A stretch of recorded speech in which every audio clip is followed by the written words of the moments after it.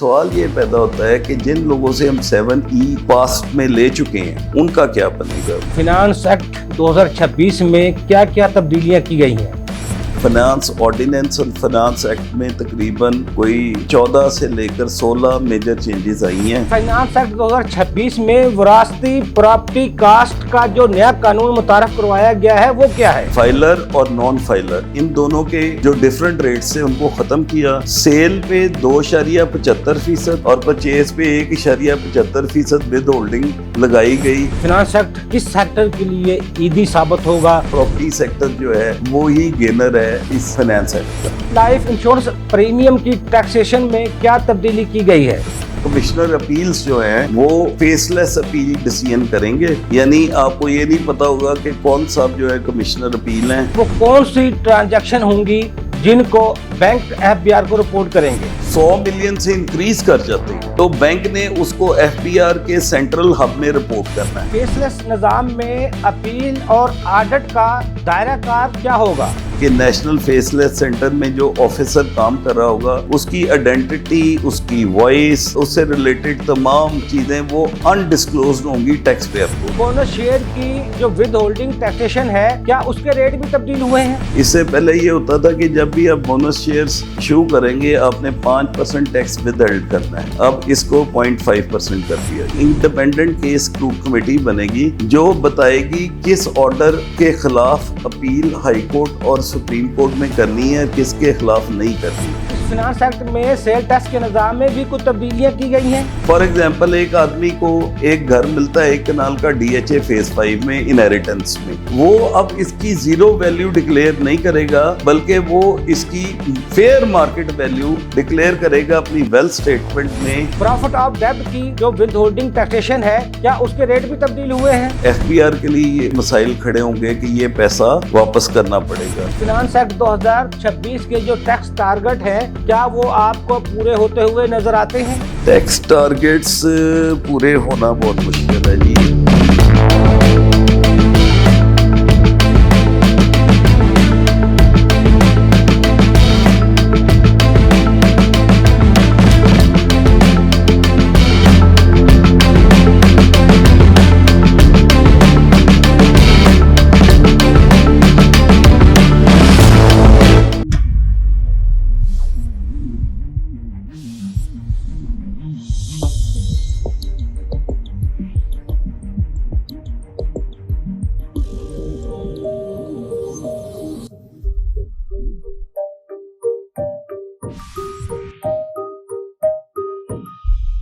अस्सलाम वालेकुम नाज़रीन, प्रोग्राम टेस्टफॉर्म के साथ मैं हूं अयूबी। नाज़रीन, फाइनेंस एक्ट 2026 जो अब 1 जुलाई से नाफिजुल अमल हो चुका है। फाइनेंस एक्ट 2026 में पिछले बजट की बजाय इसमें क्या क्या तब्दीलियां की गई हैं और ये फाइनेंस एक्ट किस सेक्टर के लिए ईदी साबित होगा और अब टैक्स पेयर की क्या प्लानिंग होनी चाहिए, इस पर आज हम गुफ्तगू करेंगे। और गुफ्तगू करने के लिए मेरे साथ मौजूद हैं फैसल इकबाल ख्वाजा साहब। आप सीनियर चार्टर अकाउंटेंट हैं, हमारे टैक्स अमूर हैं, मेंबर है ICAP के। फैसल साहब आपको अपने प्रोग्राम में सर खुशामदीद कहते हैं। सबसे पहले फैसल साहब ये बताइएगा फाइनेंस एक्ट 2026 में क्या क्या तब्दीलियां की गई हैं? फाइनेंस ऑर्डिनेंस और फाइनेंस एक्ट में तकरीबन कोई 14 से लेकर 16 मेजर चेंजेस आई हैं। सबसे पहली और बड़ी खुशाइन जो चेंज आई है वो ये आई है कि जो इंडिविजुअल्स और AOPs है इस पे हमारी एक डिमांड थी हुकूमत से कि 45% का रेट बहुत ज़्यादा है, इसको कम किया जाए। इसी तरह सरचार्ज जो हुकूमत ने लगाया था कि अगर एक इंडिविजुअल या AOP की इनकम जो है 10 मिलियन से ज़्यादा हो जाती है एक साल में तो सरचार्ज था 10% ऑफ टैक्स पेबल। तो हुकूमत से हमारा ये मुतालबा था कि ख़त्म किया जाए। अभी जो फाइनेंस एक्ट आया है, ऑर्डिनेंस में ये चेंज नहीं आई थी, एक्ट में ये चेंज आ गई है कि उन्होंने हाईएस्ट स्लैब 35% का कर दिया है और सरचार्ज टोटली एबॉलिश कर दिया है। यानी कि अब उन्होंने कहा कि जी वो आदमी जिसकी इनकम 70 लाख से ज़्यादा है वो 35% देगा बजाय कि वो 45% दे। और दूसरा जो पिछले साल उन्होंने सरचार्ज लगाया था इसके ऊपर 9% on the income of individual और AOP اس کو انہوں نے ختم کر دیا ہے اور abolish کر دیا ہے، اور یہ ایک بڑی خوش آئند اور اچھی چینج ہے جو کہ فائنانس آرڈیننس جب آیا تھا اس میں یہ چینج موجود نہیں تھی۔ دوسری جو میجر چینج اس لا میں آئی ہے وہ ہے سپر ٹیکس کو انہوں نے ختم کیا ہے۔ سپر ٹیکس کو ختم اس طرح نہیں کیا کہ اسے abolish کر دیا ہے، بلکہ یہ کر دیا ہے کہ فرٹیلائزر اور بینکنگ کمپنیز ان دونوں کے لیے تو انہوں نے سپر ٹیکس کو بحال رکھا ہے کہ اگر ان کی انکم 15 کروڑ سے اوپر چلی جاتی ہے تو وہ 10% سپر ٹیکس دیں گے، لیکن آل ادر پرسنز جس میں کمپنی انڈیویجول سارے شامل ہیں ان کے لیے سپر ٹیکس کا سلیب انہوں نے کر دیا ہے کہ اگر اس کی انکم 50 کروڑ سے زیادہ ہوگی یعنی 500 ملین سے زیادہ ہوگی تو پھر وہ سپر ٹیکس دیں گے، ادروائز ان کو سپر ٹیکس دینے کی ضرورت نہیں ہوگی۔ تو بیسیکلی یہ بھی ایک بڑا اچھا قدم ہے کہ آپ نے ایک بہت بڑا ریلیف دیا ہے، کیونکہ سپر ٹیکس پہ ایک نیومرس لیٹیگیشن چل رہی تھی، اور اب یہ میرے خیال میں جو 500 ملین سے اوپر سپر ٹیکس انہوں نے لگایا ہے یہ ایک اچھا انہوں نے قدم لیا ہے کہ 500 ملین سے کم والے جو لوگ ہیں ان پہ سپر ٹیکس عائد نہیں ہوگا۔ اسی طرح جو اس میں ایک بڑی میجر چینج آئی ہے وہ یہ ہے کہ ہر وہ ایکسپورٹر جس کی سیل ٹوٹل سیلز میں سے ایکسپورٹ سیلز 80% سے زیادہ ہیں اس کو بھی سپر ٹیکس سے استثناء حاصل ہو گیا۔ اس سے ہماری ٹیکسٹائل انڈسٹری کو بہت بڑا ایک اچھا بوم ملے گا، کیونکہ ہمارے ٹیکسٹائل میں جتنے بڑے گروپس ہیں وہ ٹوٹل ایکسپورٹ اورینٹڈ ہیں، اور ان کی انکم جو ہے وہ ساری کی ساری ایکسپورٹ میں سیس ہوتی ہے۔ آپ کو پتا ہوگا کہ اس سے پہلے فائنانس آرڈیننس میں جو اب ایکٹ بن گیا انہوں نے ایکسپورٹر کی جو ٹیکسیشن ہے اس پہ 1% جو ایڈوانس ٹیکس ہے اسے وڈرا کر کے اور 1.25% ریٹ کو انہوں نے منیمم ٹیکس کیا، یعنی 1.25% ریٹ جو ایکسپورٹر کا ڈیڈکٹ ہوگا ایٹ سورس، بجائے کہ پہلے 2% کٹ رہا تھا۔ اس 2% کٹنے سے کیا ہو رہا تھا کہ سارے کا سارا ورکنگ کیپٹل ایڈوانس ٹیکس میں پھنسی جا رہا تھا، اور ایکسپورٹرز کو ایک بہت زیادہ پرابلم کا سامنا تھا ویزا ویز کے ان کا جو لیکوڈیٹی ایشو تھا وہ بہت بڑا تھا۔ کیا ہوا ہے کہ جس کا اگر پروفٹ ہے وہ تو اوبویسلی منیمم ٹیکس 1.25% اگر ابزارب ہو جاتا ہے اوور اینڈ ابو وہ اس کو دے گا، ادروائز 1.25% سے 0.75% کا ایک ریلیف ملا ہے جس سے ایکسپورٹر کی کیش فلو اچھی ہو جائے گی اور اس کو کام کرنے میں آسانی ہوگی۔ لیکن جو بہت بڑا اس کو ایک اور ریلیف دیا گیا ہے، اگر یہ ایکسپورٹر اپنی ٹوٹل سیل کا 80% ایکسپورٹ سیلز کر دیتا ہے تو پھر اس کو سپر ٹیکس سے بھی استثناء حاصل ہوگا۔ فیصل اقبال خواہ صاحب، وفاقی آئینی عدالت نے 7E کا ٹیکس ختم کر دیا تھا، مگر جن لوگوں نے وہ ٹیکس ادا کیا تھا اب FBR اور حکومت ان کے ساتھ کیا سلوک کرے گی؟ دیکھیں اس لا میں انہوں نے 7E کو abolish کر دیا ہے، ختم کر دیا ہے۔ بیسیکلی اس کو انہوں نے abolish نہیں کیا، constitutional bench of supreme court of Pakistan نے 7E کو الٹرا وائریس آف دا ایکٹ قرار دے کے تو 7E کو ختم کر دیا۔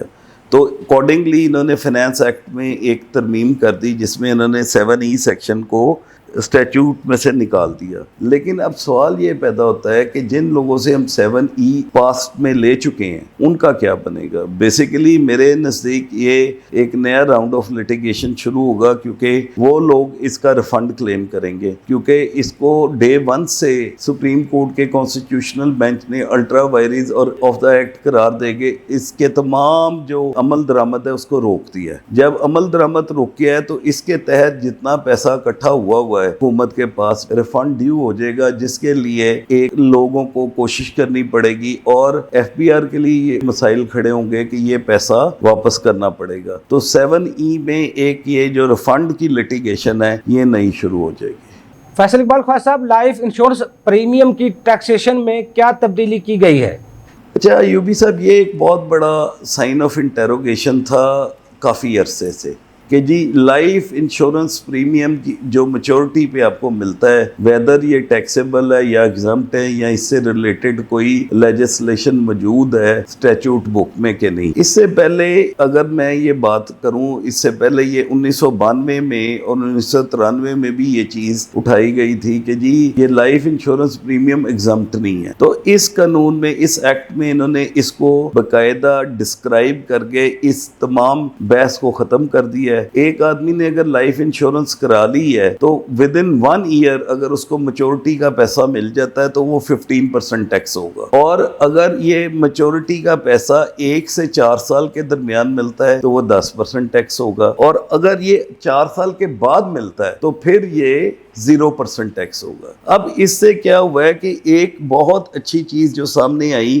وہ یہ آ گئی کہ یہ سیکشن اب 151B جس کو انہوں نے لا کا حصہ بنا دیا ہے, ایک ابہام تھا, ہم اس کو کہتے تھے کہ یہ پرسنل ایسٹس میں یہ میچورٹی فال کرتی ہے, یہ نان ٹیکسیبل ہے. اس کو ڈپارٹمنٹ یہ کہتا تھا کہ نہ اس سے ریلیٹڈ کوئی پروویژن سیکنڈ شیڈیول میں موجود ہے نہ لا میں موجود ہے, تو اس لیے یہ میچورٹی کا سارا پیسہ ٹیکسیبل ہے. تو اس کو ریشنلائز کر دیا, انہوں نے ایکسپلین کر دیا ہے کہ اگر میچورٹی 1 سال کے اندر ہو رہی ہے تو 15% ٹیکس ہے, اور اگر لائف انشورنس پریمیم جو ہے اس کو آپ نے 2 سے 4 سال کے درمیان لیا ہے تو دین اٹ از 10%, اینڈ اگر 4 سال کے بعد ہے تو وہ ایگزمپٹ ہے. فیصل اقبال خواجہ صاحب, پہلی بار اس فنانس ایکٹ میں بینکوں کو تاکید کی گئی ہے کہ وہ کیس رپورٹ کریں. وہ کون سی ٹرانزیکشن ہوں گی جن کو بینک FBR کو رپورٹ کریں گے؟ دیکھیں, اس میں یوبی صاحب ایک بڑی امپورٹنٹ چیز ہے, انہوں نے ایک نیا سیکشن ہے, سیکشن 165AB انٹروڈیوس کیا ہے, جو یہ کہتا ہے کہ ہم 3 نئے مین لاز کو انکم ٹیکس آرڈیننس جو ہے وہ اوور رائڈ کرے گا اگر اس بینک ٹرانزیکشن سے ریلیٹڈ ان کو ڈیٹا کی ضرورت ہے. یہ 3 لاز کون سے ہیں؟ اس میں جو پہلا لا ہے وہ ہے بینکنگ کمپنیز آرڈیننس 1962, دوسرا ہے state Bank of Pakistan act 1956, اور تیسرا ہے protection of economic reforms act 1992. ان تینوں لاز کو سیکشن 165B میں لکھ دیا گیا ناٹ ود اسٹینڈنگ, ورڈ ہے ناٹ ود اسٹینڈنگ, کہ ان لاز میں کیا لکھا ہے کیا نہیں لکھا, یہ سیکشن اپلائی ہوئے گا. اب اس میں انہوں نے کہا کہ جی بینک وہ ڈیٹا رپورٹ کرے گا FBR کو جس میں ایک انڈیویجل یا کسی بھی account holder whether it's a company or a individual, اس میں وہ یہ دیکھیں گے کہ جو اگر ود ان 6 months اس میں ڈیبٹ اور کریڈٹ دونوں ڈال کے 100 ملین سے انکریز کر جاتے ہیں تو بینک نے اس کو FBR کے سینٹرل ہب میں رپورٹ کرنا ہے. یہ سینٹرل ہب جو ہے ڈیٹا ہب یہ مینٹین کرے گا پرال, اور اس کو یوز کیا جائے گا یہ لاگرتھمیٹک کیلکولیشنز کے لیے کہ اگر ایک آدمی کی ویلتھ اسٹیٹمنٹ موجود ہے FBR کے پاس تو کیا یہ ساری کی ساری انٹریاں اس کی انکم اسٹیٹمنٹ اور ویلتھ اسٹیٹمنٹ میں ڈکلیئرڈ ہیں یا نہیں ہیں. اگر نہیں ہے اس کو نیشنل فیسلیس سینٹر سے آٹومیٹکلی کنفرنٹ کیا جائے گا, اور وہ کنفرنٹریشن کا یا وہ جواب دے گا کہ یہ آپ غلط کہہ رہے ہیں, اس کا وہ ایویڈنس دے گا, یا پھر اس کو موقع دیا جائے گا کہ وہ اپنی ویلتھ اسٹیٹمنٹ اور انکم اسٹیٹمنٹ کو ریوائز کر لے سوو موٹو. اگر وہ نہیں کرتا تو پھر اس کو ایک order national faceless centre after some time issue کرے گا جس پہ پلنٹی اور ڈیفالٹ سرچارج بھی لگے گا. تو یہ بیسیکلی جو بینکس کا نیا لا آیا ہے یہ ہے کہ بینکس جو ہیں وہ سینٹرل ڈیٹا ہب جو پیرال مینٹین کر رہا ہوگا اس میں ہر اس اکاؤنٹ کی رپورٹس دیں گے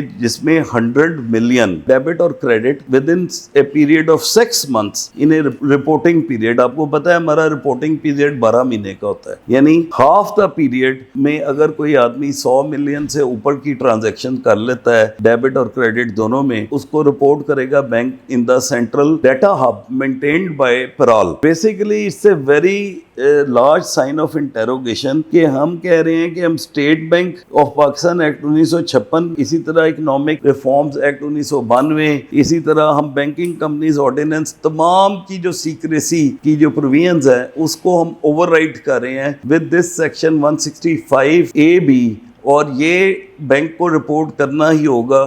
تو یہ مجھے تو یہ کافی مشکل لگتا ہے, مطلب کہ ہے انہوں نے یہ قدم اٹھا لیا ہے, لا کا بھی یہ حصہ بن گیا ہے, لیکن اسٹل یہ it is to be tested کہ بینکس جو ہیں وہ ان کو اسٹیٹ بینک کس حد تک اجازت دیتا ہے ان چیزوں کو رپورٹ کرنے کی, یا بینکنگ کمپنیز آرڈیننس ان کو کہاں تک اس چیز کی اجازت دیتے ہیں کہ وہ FBR کو یہ ڈیٹا رپورٹ کریں. یہ it is to be tested. اور میری ابھی ناقص انفارمیشن کے مطابق جو پائلٹ پروجیکٹ ہے نیشنل فیس لیس سینٹر کو شروع کرنے کا, وہ انہوں نے اکتوبر میں انہوں نے کچھ RTOs یا LTOs سے شروع کرنا ہے، ان کو ایگزامپل بنا کے تو آگے چلیں گے۔ جو نیشنل فیس لیس فوری طور پہ تو اس پہ کوئی عمل درآمد نہیں ہوگا، لیکن یہ اکتوبر سے پہلے اسے ٹرائل بیسس پہ چلائیں گے، اور جب انہیں کوئی اس کا رزلٹ آنا شروع ہو جائے گا تو پھر یہ آگے چلیں گے۔ فیصل اقبال خواجہ صاحب، فنانس ایکٹ 2026 میں جو پہلی بار فیس لیس نظام متعارف کروایا گیا ہے، اس کا مستقبل کیا ہے؟ دیکھیں، یہ فیس لیس نظام جو ہے یہ مختلف ملکوں میں چل رہا ہے، آلریڈی چل رہا ہے، لیکن میرا جو خیال ہے اس میں proper training, proper hard where اور اس کے استعمال ٹریننگ یہ ہمارے افسروں کو دینے کی ضرورت پڑے گی۔ اس کی کیا وجہ ہے کہ یہ جو لاگرتھمیٹک کیلکولیشنز ہیں، یہ ایک بیسیکلی یہ سٹیٹس ہے نا، یہ میتھمیٹیکل کیلکولیشنز ہیں جس میں آپ ڈیٹا کو سنکرونائز کریں گے جو کہ آپ نے ایکسٹرنل سورس سے لیا ہے with the data that has been declared by the taxpayer himself in his income statements, wealth statements and balance sheets. So then you have a proper trained people to run this faceless system. So we have to see کہ یہ ابھی اس کا کیا بنتا ہے، کیونکہ شاید اس میں انہوں نے یہ کہہ دیا ہے کہ جو آڈٹ ہوگا 177 اور 214C کے تحت /214C کے تحت، وہ سارے کا سارا نیشنل فیسلیس سینٹر کے تھرو ہوگا، جس میں افسر کی آئیڈینٹی بالکل نہیں بتائی جائے گی، اور تمام ای میلز کے ذریعے ڈیجیٹل نوٹسز بھیجیں جائیں گے اور ڈیجیٹل ہی رپلائی لیے جائیں گے، اور پھر جو آدمی ایک آڈٹ کنڈکٹ کر رہا ہے وہ رپورٹ بنائے گا وہ افسر، اور کسی دوسرے افسر کو دے گا جو اسیسمنٹ کرے گا۔ تو basically it is a very complicated system جس کو یہ لے کے آنا چاہ رہے ہیں۔ میرے خیال میں جب تک اس کو ٹرائی اور ٹیسٹ نہیں کیا جاتا تب تک ہم اس کے بارے میں کچھ نہیں کہہ سکتے کہ اس کے کیا ریزلٹس ہوں۔ فیصل اقبال خواجہ صاحب، فیس لیس نظام میں اپیل اور آڈٹ کا دائرہ کار کیا ہوگا؟ دیکھیں، جہاں تک بات ہے مشکلات یا آسانیوں کا، یہ ڈپینڈ کرتا ہے لاگرتھمیٹک کیلکولیشنز پہ۔ دیکھیں، آڈٹ جو ہے، آڈٹ یا اپیل میں تو جو ڈیٹا موجود ہے اسی کو انہوں نے دیکھنا ہے نا۔ ہاں، جہاں پہ کوئی ڈیٹا انکنسسٹنسی ہے، یعنی کچھ جو ڈیٹا ڈکلیئرڈ ہے وہ اس سے ٹیلی نہیں ہو رہا جو ڈیٹا سینٹرل ہب پرال کے پاس موجود ہے، تو وہاں پہ یہ بہت سارے مسائل سامنے آئیں گے۔ تب ہمیں دیکھنا پڑے گا، وقت ہی بتائے گا کہ یہ کیسا ہوتا ہے۔ جہاں تک فیس لیس اپیل کا تعلق ہے، یہ صرف فرسٹ اپیل کے لیے ابھی انہوں نے کیا کہ کمشنر اپیلز جو ہیں وہ فیس لیس اپیل ڈیسیژن کریں گے، یعنی آپ کو یہ نہیں پتا ہوگا کہ کون صاحب جو ہے کمشنر اپیل ہیں، اور آپ نے اپنے آرگومنٹس ڈیجیٹلی انہیں پریزنٹ کرنے ہیں تھرو ای میل اور ادر وائز، اور اس کے بعد وہ آپ کو آرڈر وہاں سے وصول ہو جائے گا۔ سملرلی آڈٹ اور اسیسمنٹ کا بھی میں نے جیسے آپ کو بتایا ہے کہ نیشنل فیس لیس سینٹر میں جو آفیسر کام کر رہا ہوگا، اس کی آئیڈینٹی، اس کی وائس، اس سے ریلیٹڈ تمام چیزیں وہ انڈسکلوزڈ ہوں گی ٹیکس پیئر کو۔ تو basically with the passage of time جب یہ کام شروع ہوگا تو پھر شاید اس پہ لٹیگیشن بھی ہو، اور لٹیگیشن کے بعد یہ پتہ چلے گا کہ یہ نیشنل فیس لیس سسٹم جو ہے اس کی کیا کارکردگی ہے۔ جہاں تک باقی ملکوں کا تعلق ہے وہاں پہ تو یہ بہت کامیابی سے چل رہا ہے۔ فیصل اقبال خواجہ صاحب، انڈیپینڈنٹ اسکروٹنی کمیٹی کا دائرہ اختیار اب کیا ہوگا؟ تو یہ بھی ایک بڑی ویلکم چینج ہے۔ یہ کیا تھی کہ یہ ایک انڈیپینڈنٹ کیس اسکروٹ کمیٹی بنے گی جو بتائے گی کس آرڈر کے خلاف اپیل ہائی کورٹ اور سپریم کورٹ میں کرنی ہے اور کس کے خلاف نہیں کرنی۔ بیسیکلی ایسا ہوگا کہ ٹرائبونل تک کیسز ڈیسائیڈ ہو گئے، ٹھیک ہے جی، اس کے بعد ڈپارٹمنٹ ہر کیس میں اپیل میں چلا جاتا ہے۔ تو اس سے نہ صرف ڈپارٹمنٹ کے ریسورسز بلکہ ٹائم، اور اسی طرح ہائی کورٹ اور سپریم کورٹ میں جو لٹیگیشن کی کاسٹ، انوانٹیڈ کاسٹ، وہ بھی ڈپارٹمنٹ کو پڑ جاتی ہے۔ تو بیسیکلی یہ جو نیا سسٹم آ رہا ہے اس میں ایک انڈیپینڈنٹ کیس اسکروٹنی کمیٹی بنائی گئی ہے جو یہ ڈیسائیڈ کرے گی weather against an order department نے اپیل کرنی ہے یا نہیں کرنی، اور اگر نہیں کرنی تو وہ یہ بتائیں گے کہ یہ آلریڈی ڈیسائیڈڈ میٹر ہے، اس پہ یہ سپریم کورٹ کی ججمنٹ آلریڈی موجود ہے، تو اس پہ اپیل کرنے کا کوئی فائدہ نہیں، اور وہ اپنی انڈیپینڈنٹ ڈیسیژن کے مطابق اپیل روکیں گے۔ مطلب ان نیسیسری اپیل ورک سے ڈپارٹمنٹ کو بچانے کے لیے یہ انڈیپینڈنٹ کیس اسکروٹنی کا جو ہے نا پروسیس کمیٹی کا شروع ہو رہا ہے۔ فیصل اقبال خواجہ صاحب، بونس شیئر کی جو ود ہولڈنگ ٹیکسیشن ہے، کیا اس کے ریٹ بھی تبدیل ہوئے ہیں؟ جی، انہوں نے 5% से इधर ½% कर दिया है। ये भी एक वेलकम चेंज है जी। इससे पहले ये होता था कि जब भी आप बोनस शेयर्स इशू करेंगे आपने 5% टैक्स विदहोल्ड करना है, अब इसको 0.5% कर दिया है। फैसल इकबाल ख्वाजा साहब, प्रॉफिट ऑफ डेब्ट की जो विद होल्डिंग टैक्सेशन है, क्या उसके रेट भी तब्दील हुए हैं? देखें, इसमें एक स्लाइड सी तब्दीली की गई है कि जहाँ पे रेट 15% था उसको 20% कर दिया गया है, और मतलब इसमें कोई ज़्यादा मेजर चेंज नहीं आई है। फैसल इकबाल ख्वाजा साहब, फाइनेंस एक्ट 2026 में विरासती प्रॉपर्टी कास्ट का जो नया कानून मुतारफ करवाया गया है वो क्या है? इससे पहले ये होता था कि आप जितनी इनहेरिटेड प्रॉपर्टी है उसको डिक्लेयर करते थे निल वैल्यू। अब उन्होंने कहा है कि उस निल वैल्यू की बजाय एक आदमी फॉर एग्जांपल उसकी इनहेरिटेंस उसे मिली on the death of his parents 2026 में, अब उसके लिए तो उसकी कॉस्ट जीरो है ना, वो तो डिक्लेयर्ड थी उसके फादर या मदर के अकाउंट में जहाँ से उसको ये विरासती प्रॉपर्टी मिल रही है। अब उन्होंने कहा है जहाँ पे विरासती प्रॉपर्टी होगी उसकी जो वैल्यू है ना वो वैल्यू होगी fair market value of that property at the date of inheritance transfer. For example एक आदमी को एक घर मिलता है 1 कनाल का DHA फेज 5 में इनहेरिटेंस में, वो अब इसकी जीरो वैल्यू डिक्लेयर नहीं करेगा बल्कि वो इसकी फेयर मार्केट वैल्यू डिक्लेयर करेगा अपनी वेल्थ स्टेटमेंट में जिस दिन इनहेरिटेंस उसकी होगी, और वही उसकी कॉस्ट ऑफ एसेट समझी जाएगी। फैसल इकबाल ख्वाजा साहब, इस फिनांस एक्ट में सेल टैक्स के निज़ाम में भी कुछ तब्दीलियां की गई हैं। सेल्स टैक्स में एक तो मेजर तब्दीली वही है, नेशनल फेसलेस सेंटर सेम उधर भी आ गया। वहाँ पे भी उन्होंने ये कह दिया है कि जी ऑडिट होगा वो थ्रू नेशनल फेसलेस सेंटर के थ्रू होगा, और अफसरान का जो है वो कोई इंटरेक्शन टैक्स पेयर के साथ नहीं होगा। फर्दर मोर इसमें एक चीज़ जो नई आई है वो ये है कि आप कोई भी इनवाइस जो है 3 दिनों के अंदर ऑटोमेटिकली अमेंड कर सकते हैं। मतलब आपने एक इनवाइस डाली है सिस्टम में जिसको आप अमेंड करना चाहते हैं तो 72 आवर्स के अंदर अंदर आप बगैर कमिश्नर की इजाज़त के उसको अमेंड कर सकते हैं। तो ये एक उन्होंने अच्छी इसमें प्रोविजन डाल दी है। इस तरह उन्होंने टायर 1 रिटेलर की डेफिनेशन को भी सिंक्रोनाइज किया है। वैसे सेल्स टैक्स में कोई ज्यादा मेजर चेंजेस नहीं है, और कुछ रिटेल की आइटम्स जो कंज्यूमेबल आइटम्स थी उनको भी रिटेल पे 18% सेल्स टैक्स में 3rd शेड्यूल में शिफ्ट करती है। फैसल इकबाल ख्वाजा साहब, फिनांस एक्ट 2026 किस सेक्टर के लिए ईदी साबित होगा? ये बड़ा आपका इम्पोर्टेंट क्वेश्चन है। ऑलरेडी ये जो थी ना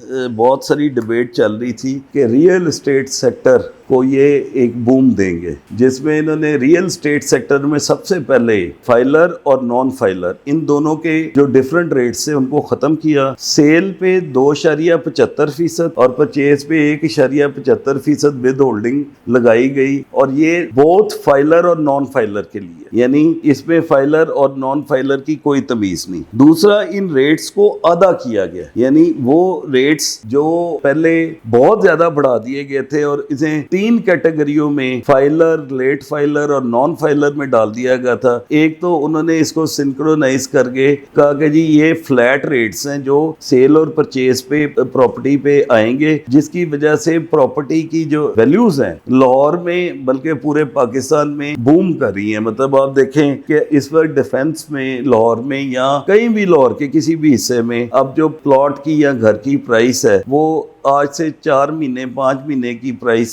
से तकरीबन 1 से 1.5 करोड़ रुपया हर जगह प्राइस बढ़ गई। तो बेसिकली इस फाइनेंस एक्ट में जो मेन मेजर रिलीफ दिया गया है वो प्रॉपर्टी सेक्टर को दिया गया है, और प्रॉपर्टी सेक्टर जो है वो ही गेनर है इस फाइनेंस एक्ट का। फैसल इकबाल ख्वाजा साहब, फाइनेंस एक्ट 2026 पर टैक्स पेयर की प्लानिंग क्या होनी चाहिए? बेसिकली जो सबसे इम्पोर्टेंट चीज़ है वो आपको अपनी तमाम की तमाम ट्रांजैक्शंस जो हैं उनको बड़े गौर से एनालाइज करके और उसको टोटल की टोटल ट्रांजैक्शन को डिक्लेयर कर। अब ये नेशनल फेसलेस सिस्टम और एल्गोरिथम के बाद वो ट्रांजैक्शंस जो पहले एक आदमी अपनी वेल्थ स्टेटमेंट में नहीं लेके आता था या अपनी वेल्थ टैक्स रिटर्न और इनकम टैक्स स्टेटमेंट में नहीं लेके आता था, अब वो بہت مشکل ہوں گی ہائیڈ آؤٹ ہونا. تو یہ جو نیشنل ڈیٹا ہب انہوں نے بنا لیا ہے پرال کے پاس, تو سب سے امپورٹنٹ چیز یہ ہے کہ اب کنسلٹنٹس بھی اور جو ٹیکس پیئرس بھی ہیں ان پہ یہ ذمہ داری ہے کہ وہ بینک سٹیٹمنٹس کو ٹیلی کریں,